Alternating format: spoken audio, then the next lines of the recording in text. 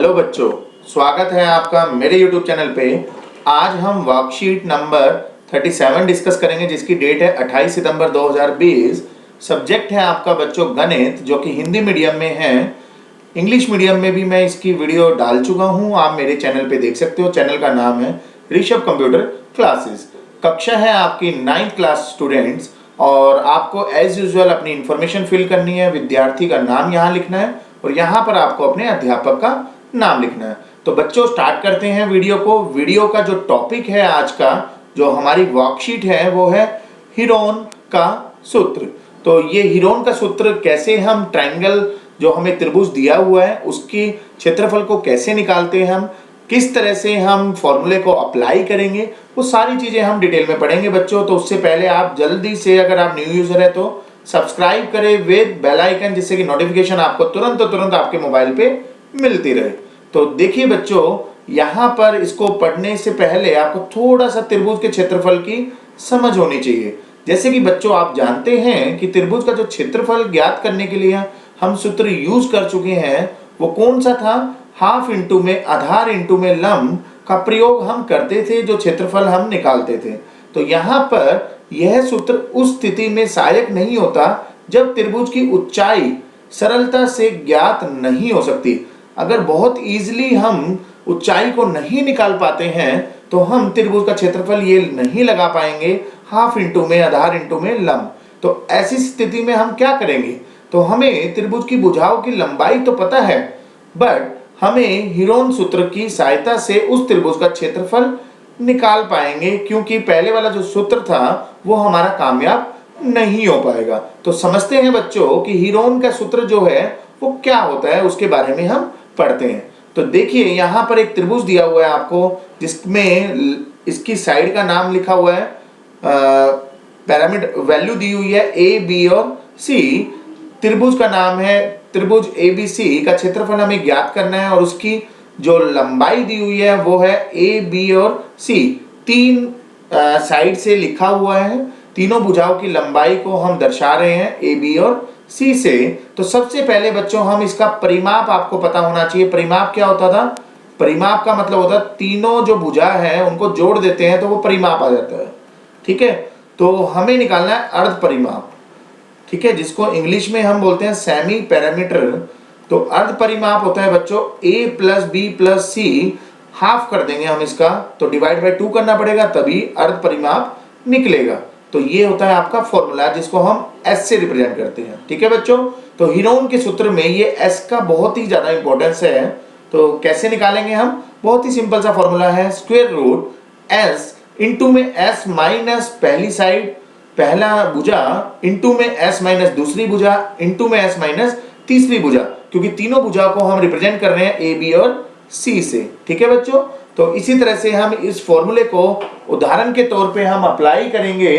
तो पहला उदाहरण है यहाँ पर, आइए इस सूत्र की सहायता से हम त्रिभुज PQR का क्षेत्रफल ज्ञात करते हैं। तो त्रिभुज PQR का क्षेत्रफल कैसे ज्ञात करेंगे?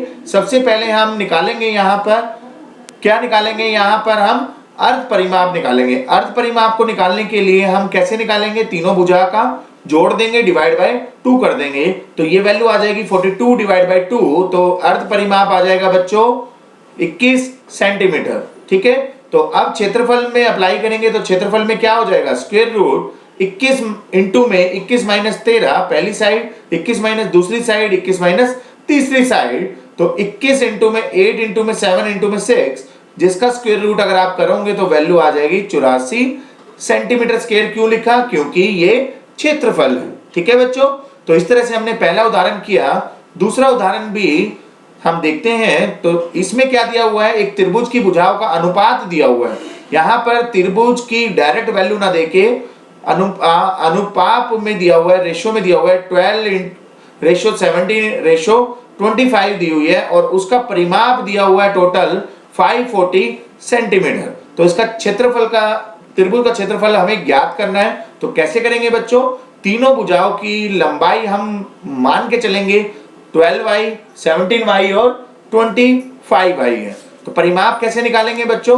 परिमाप निकालेंगे 12y plus 17y plus 25y, क्योंकि परिमाप की वैल्यू दी हुई है 500 40। तो तीनों को जोड़ देंगे बच्चों तो कितना निकल के आएगा 54y इक्वल टू में 540। तो y इक्वल टू में 540 डिवाइड बाय 54, तो y की वैल्यू आ जाएगी बच्चों 10।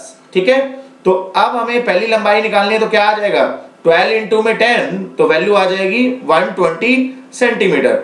दूसरा आ जाएगा 17y, 17 इंटू में 10, तो वैल्यू आ जाएगी 170 सेंटीमीटर। तीसरा है 25y, तो वैल्यू आ जाएगी 25 इंटू 10, 250 सेंटीमीटर। ठीक है बच्चों, तो तीनों लंबाई हमें मिल चुकी है, तो 120 प्लस 170 प्लस 250, तो वैल्यू हो जाएगी 540 डिवाइड बाय सेमी पैरामीटर निकालना है, मतलब अर्ध परिमाप निकालना है, तो 540 डिवाइड बाय 2, तो वैल्यू आ जाएगी 270। ठीक है बच्चों, त्रिभुज का क्षेत्रफल निकालेंगे तो 270 इंटू में 270 माइनस पहली साइड, दूसरी साइड माइनस तीसरी साइड को निकालने के बाद ये वैल्यू आ जाएगी और इसका स्क्वायर रूट आ जाएगा बच्चों 9000 सेंटीमीटर स्क्वायर। ठीक है बच्चों, तो ये था आपका दूसरा उदाहरण। तीसरा उदाहरण और देख लेते हैं। एक समद्विबाहु त्रिभुज का परिमाप 30 सेंटीमीटर है। समद्विबाहु एक दिया हुआ है जिसको इंग्लिश में आइसोसेल्स ट्रायंगल बोलते हैं, वो दिया हुआ है बच्चों, उसका परिमाप दिया हुआ है 30 सेंटीमीटर और उसकी बराबर भुजाएं।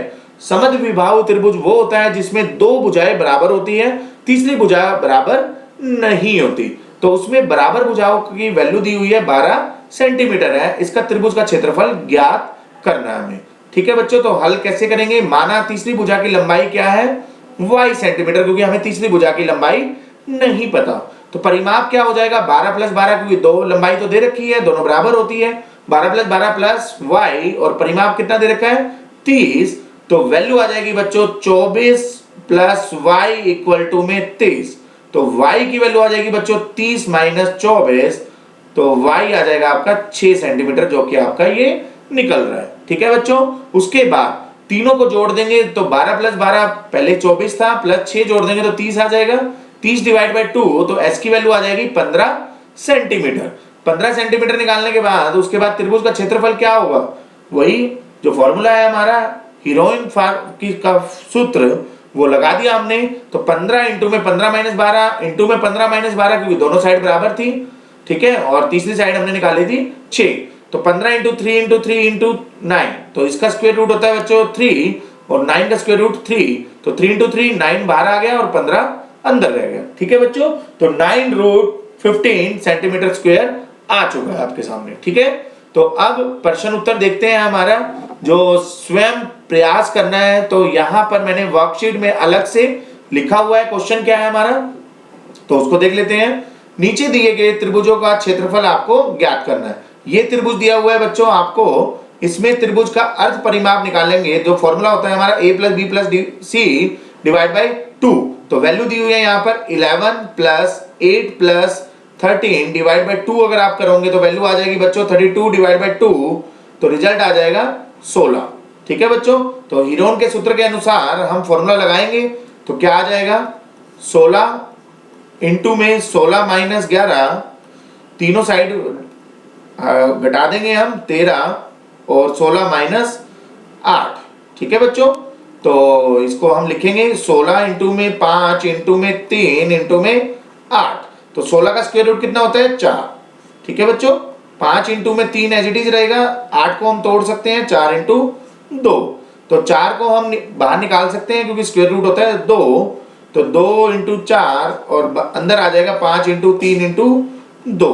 ठीक है बच्चों, अब इसको बहुत सिंप्लीफाई कर लेंगे, मल्टीप्लाई कर लेंगे, बस mathematics rule 2 into 4 8, 5 into 3 15 into 3 30 centimetre square, ये आपका आंसर आ जाएगा। ठीक है प्यारे बच्चों, अब अगले क्वेश्चन की तरफ हम चलते हैं। अगला क्वेश्चन हमें दिया हुआ है फर्स्ट का बी, नीचे दिए गए त्रिभुजों का क्षेत्रफल हमें ज्ञात करना है। तो त्रिभुज का अर्ध परिमाप, ये वैल्यू दी हुई है आपको क्वेश्चन में, आप देख सकते हो 50 प्लस 80 प्लस 120 डिवाइड बाई 2, तो ये वैल्यू हो जाएगी बच्चों 250 बटे में 2, अर्ध परिमाप आ जाएगा 125। ठीक है, अब हीरो सूत्र में लगा देंगे हम, हीरो सूत्र में लगाएंगे तो ये वैल्यू आ जाएगी 125, 125 माइनस 120, 125 माइनस 80, 125 माइनस 50। ठीक है बच्चों, तो ये तीनों साइड दी हुई थी, तीनों को हमने घटा दिया, तो यहाँ वैल्यू आ जाएगी 125 ये आ जाएगा 5 और ये आ जाएगा आपका 45, ये आ जाएगा बच्चों आपका 75। ठीक है, अब इसको सिंप्लीफाई कर लेंगे, मैं समझा देता हूं आपको कैसे करेंगे। 125 को तोड़ देंगे, 25 इंटू 5 लिख सकते हैं, बिल्कुल लिख सकते हैं सर, 5 ऑलरेडी था ही। 45 को हम क्या लिख सकते हैं, 9 इंटू 5। 75 को हम क्या लिख सकते हैं, 25 इंटू 3।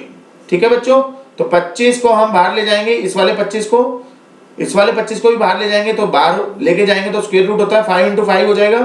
अब ये 25 ये भी है, 5 इंटू 5 तो 12 आएगा तो 5 आ जाएगा, 9 है तो इसका बाहर आएगा तो 3 आ जाएगा। तो अंदर क्या बच गया बच्चों, 3 इंटू 5, तो ये 15 लिख देंगे हम यहाँ पर। बहुत ही सिंपल हो गया क्वेश्चन।